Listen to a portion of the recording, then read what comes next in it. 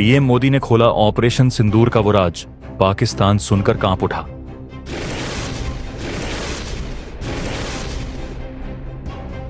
अरब सागर में रचा गया मौत का चक्रव्यूह। आईएनएस विक्रांत के 6 योद्धाओं ने पाकिस्तान को घुटनों पर ला दिया। दोस्तों, कराची से लेकर ग्वादर तक इस वक्त जो दहशत फैली हुई है वो किसी हमले से कम नहीं है। जब पूरा हिंदुस्तान दिवाली के दिए जला रहा था, तब प्रधानमंत्री नरेंद्र मोदी समंदर की दहाड़ के बीच थे। वो थे भारत के तैरते महाकिले हमारे गौरव आईएनएस विक्रांत पर। लेकिन यह सिर्फ दिवाली मनाने का दौरा नहीं था, ये दुनिया को और खासकर एक पड़ोसी को एक बहुत बड़ा संदेश था। यह उस ऑपरेशन की याद दिलाने का दौरा था जिसने पाकिस्तान की रूह कांपा दी थी। उन्होंने आईएनएस विक्रांत से ऐसा खुलासा किया कि एक तरफ पाकिस्तान में चिढ़ मच गई तो वहीं दूसरी तरफ दुनिया हैरान थी। आखिर क्या है पूरी कहानी, चलिए समझते हैं। लेकिन इस पूरी कहानी को समझने से पहले अगर आप भी ऑपरेशन सिंदूर पर, भारत की इस रणनीतिक जीत पर गर्व महसूस करते हैं तो इस वीडियो को लाइक करके कमेंट बॉक्स में जय हिंद जरूर लिखिए। याद रहे, जय हिंद कहना हम सभी के लिए गर्व की बात है। दोस्तों, आईएनएस विक्रांत की उस मजबूत डेक से पीएम मोदी ने पहली बार देश को वो किस्सा सुनाया, वो राज खोला जिसे सुनकर आज भी रावलपिंडी के जनरलों की नींद उड़ जाती है। उन्होंने बताया कि कैसे ऑपरेशन सिंदूर के दौरान भारत के इसी बाहुबली आईएनएस विक्रांत ने अपने किलर स्ट्राइक ग्रुप के साथ पाकिस्तान को घुटनों पर ला दिया था। ये खुलासा उस वक्त हुआ है जब दुनिया भारत की बढ़ती ताकत का लोहा मान रही है। दरअसल जैसा कि आप सब जानते हैं, मई में जब पाकिस्तान के साथ भारत का छोटा युद्ध यानी ऑपरेशन सिंदूर हुआ, तब से सबके मन में एक ही सवाल था कि आखिर उस समय भारतीय नौसेना क्या कर रही थी, कहां पर उसके युद्धपोत तैनात थे, किस तरह से भारत की नौसेना ने अरब सागर में चक्रव्यूह रचा था और कौन थे वो 6 बाहुबली युद्धपोत जो आईएनएस विक्रांत के साथ कराची और ग्वादर बंदरगाहों पर तबाही बरसाने के लिए तैयार खड़े थे। आज हम इस पूरे रहस्य की एक एक परत खोलेंगे और आपको विक्रांत के उस किलर स्ट्राइक ग्रुप के हर योद्धा की ताकत से परिचित कराएंगे। लेकिन इससे पहले श्रद्धांजलि पूर्वक हम उस दुखद घटना को भी याद कर लेते हैं जिसके कारण ऑपरेशन सिंदूर की शुरुआत हुई। तारीख थी अप्रैल 2025, जगह थी पहलगाम, कश्मीर। आतंकियों ने एक और कायरतापूर्ण हमला किया जिसमें हमारे कई वीर सपूत शहीद हो गए। पूरे देश में गुस्सा था, आक्रोश था, भारत का खून खौल रहा था। सरकार पर बदला लेने का दबाव था और भारत ने बदला लिया। लेकिन इस बार बदला लेने का तरीका अलग था। ये उरी या बालाकोट जैसा एयर स्ट्राइक नहीं था, यह उससे भी बड़ा, उससे भी ज्यादा खौफनाक और उससे भी ज्यादा मनोवैज्ञानिक था। यह था नौसेना का साइलेंट स्ट्राइक। जैसे ही पहलगाम की खबर आई, नई दिल्ली में उच्च स्तर की मीटिंग हुई और एक आदेश जारी हुआ। आदेश था चक्रव्यूह तैयार करो।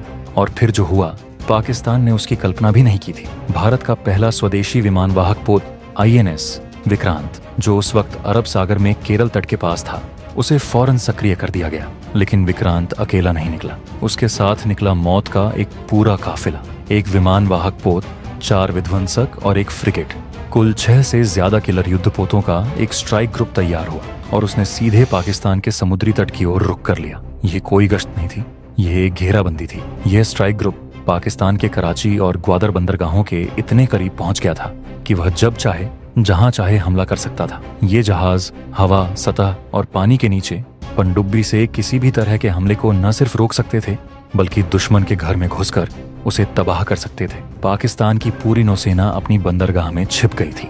उन्हें पता था कि अगर उन्होंने जरा सी भी हरकत की तो आईएनएस विक्रांत उनकी पूरी नेवी को खत्म कर देगा। यही था वो खौफ जिसकी कहानी पीएम मोदी ने दिवाली पर सुनाई। तो अब जानते हैं कि आखिर इस स्ट्राइक ग्रुप में ऐसा क्या था जिसने पाकिस्तान की नींद उड़ा दी थी। चलिए अब आपको मिलाते हैं उस किलर बेड़े के एक एक योद्धा से। सबसे पहले मिलिए किंग से, आईएनएस विक्रांत से। यह नौसेना का गौरव है। इस पूरे चक्रव्यूह का राजा था हमारा अपना आईएनएस विक्रांत। यह कोई आम जहाज नहीं है, यह समंदर पर तैरता 45,000 टन का एक मजबूत किला है। 262 मीटर लंबा, यानी 2 फुटबॉल मैदान से भी बड़ा, और 59 मीटर चौड़ा। इसकी ताकत का अंदाजा इसी बात से लगा लीजिए कि यह अपने ऊपर 40 लड़ाकू विमानों को ले जाता है। मिग-19 के 2 स्क्वाड्रन यानी दुश्मनों पर आसमान से मौत बरसाने वाले किलर फाइटर जेट्स, कामोव हेलीकॉप्टरों का यह बेड़ा आसमानी आंख का काम करता है जो सैकड़ों किलोमीटर दूर से ही दुश्मन के जहाजों और मिसाइलों को देख लेता है। इसकी स्ट्राइक रेंज 1500 किलोमीटर है, यानी यह एक जगह खड़े खड़े 1500 किलोमीटर दूर तक तबाही मचा सकता है। इसका सुरक्षा कवच 64 बराक मिसाइलें हैं जो दुश्मन की किसी भी मिसाइल या जहाज को हवा में ही खत्म कर सकती हैं। और ब्रह्मास्त्र की बात करें तो जी हाँ, इस पर ब्रह्मोस मिसाइलें भी लगी हैं जिनका नाम सुनते ही पाकिस्तान और चीन दोनों कांप उठते हैं। ये किंग था जो पूरे ग्रुप को लीड कर रहा था। अब मिलिए विक्रांत के दाहिने हाथ से, यानी INS कोलकाता से। ये कोलकाता क्लास का पहला विध्वंसक है। 7500 टन वजनी, 535 फीट लंबा, यह योद्धा 56 किलोमीटर प्रति घंटे की रफ्तार से समंदर को चीर सकता है।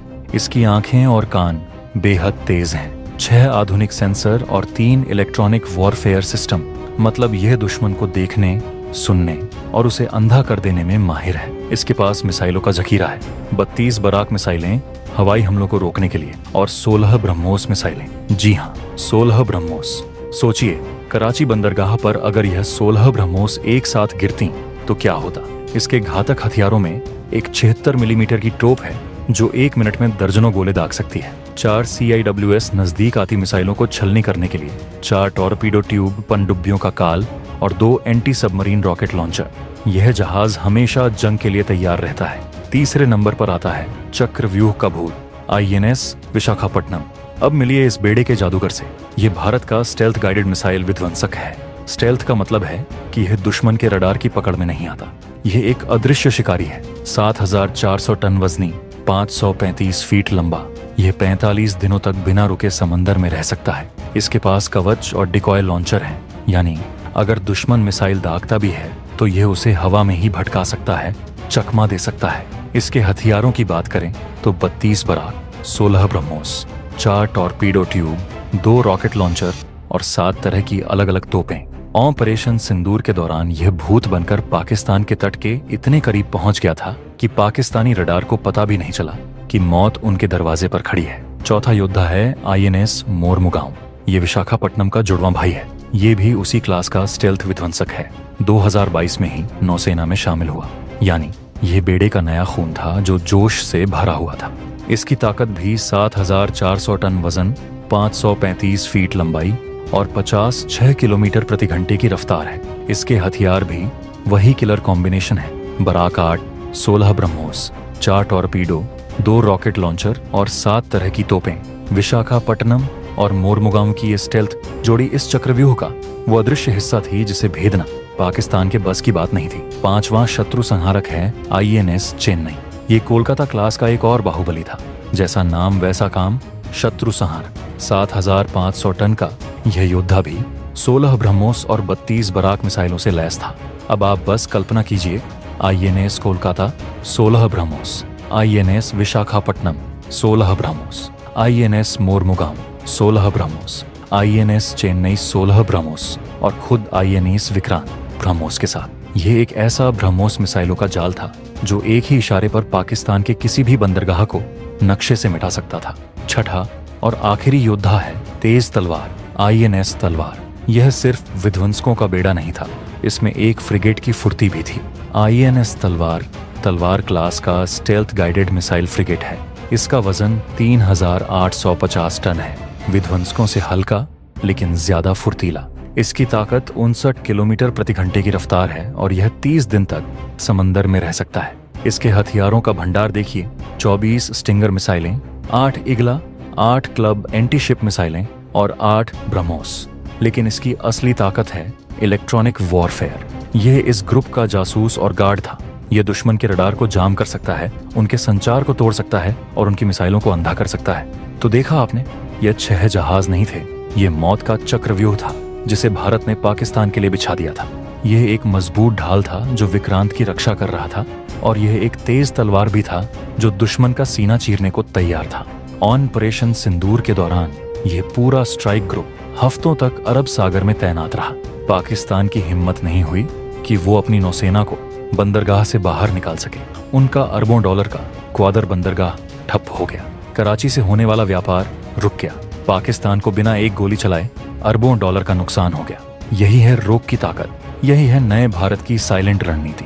PM मोदी ने दिवाली पर INS विक्रांत से यही किस्सा सुनाकर पाकिस्तान को यह याद दिलाया कि पहलगाम का बदला अभी खत्म नहीं हुआ है, वो सिर्फ पहला अध्याय था।